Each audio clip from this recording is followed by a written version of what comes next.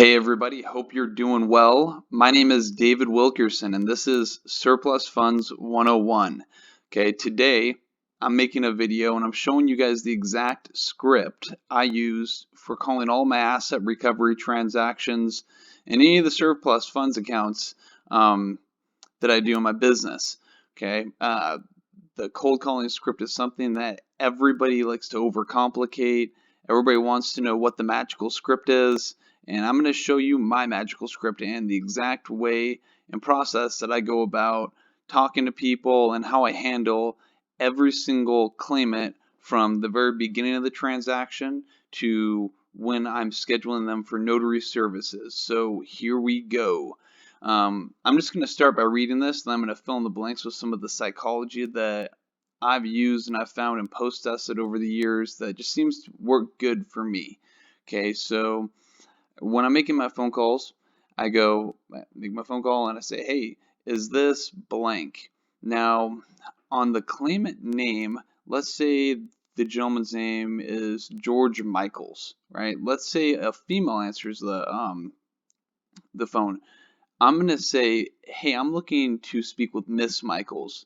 So she could still think it was her, because a lot of times too, if you guys have been making any phone calls or prospecting, you'll know that there's people out there, they're harsh and mean, and they will hang up on you without you even getting anything out of your mouth or any of your script out, right? And so every little thing you possibly can do to push the conversation to the next quadrant, to the next step, I always suggest doing.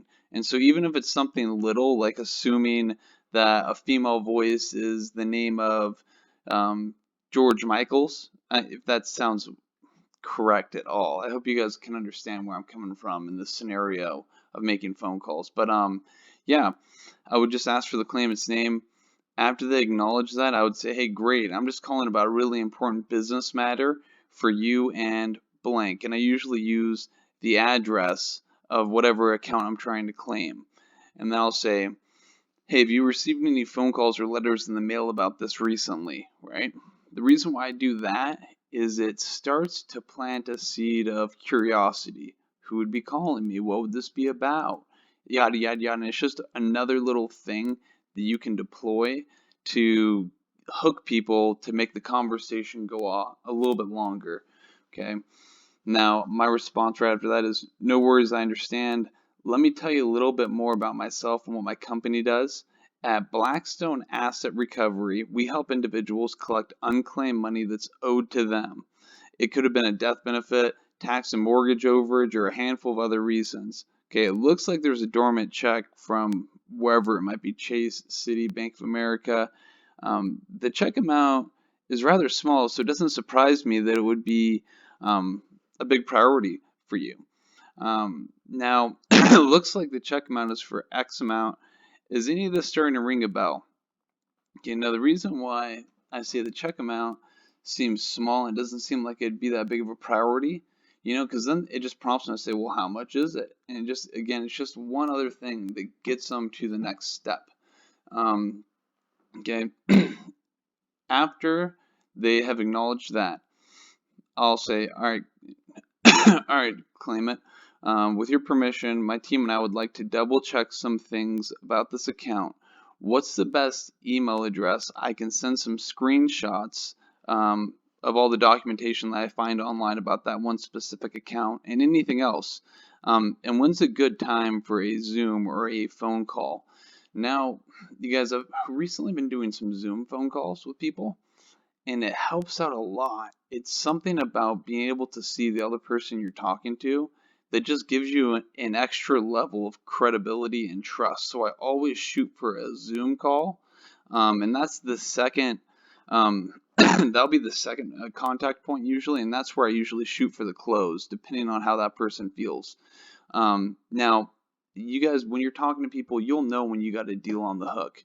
And when you got a deal on the hook, if they sound like they're ready to go and they want to have a notary come out and get the paperwork signed, don't try to push them to a second appointment. Be a salesperson and close that deal. Get the notary out there, get that paperwork signed and sent back into the city, and get your money. But one of the things I wish I would have been told about when I first got started with this versus kind of right now, since I've made literally probably, I don't know, 50,000 plus phone calls, is that a lot of these accounts that you guys are going to get, they're not going to come in on the very first contact point. Most of them are going to be contact point 3 to 5. So what I want you guys to understand is, I mean, yeah, you want to be a salesperson and be as pushy as you can get away with without losing any integrity. But, you know, it's okay that these people need some time to think about it. It's okay that they want to talk to you a couple days out, you know. And so when I schedule a follow-up call with somebody, what I usually do is I send them a piece of direct mail, just a little handwritten thank you letter. And then I move them into the second quadrant of the process that I've created for how I handle all of my state and surplus accounts. Now, here are just some tips that I thought would be important for you guys to hear and to know about prior to making all of your phone calls. Okay, and the very first thing, you guys, is just urgency and excitement. It's always the key to making phone calls. Okay, make sure that you're in a good mood prior to getting on the phone and making phone calls.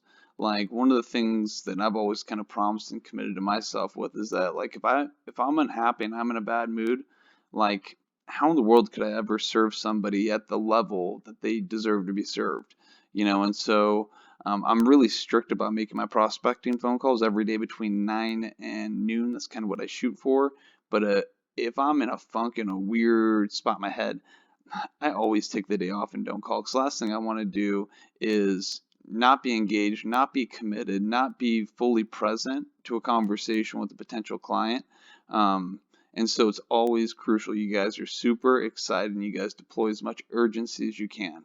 Okay, the second thing is rapport. I remember back in the day when I was selling alarms and satellite storage, where all my buddies used to call me the rapport whore, because I was so good at making friends with all my customers. But rapport, you guys, it's crucial. Okay.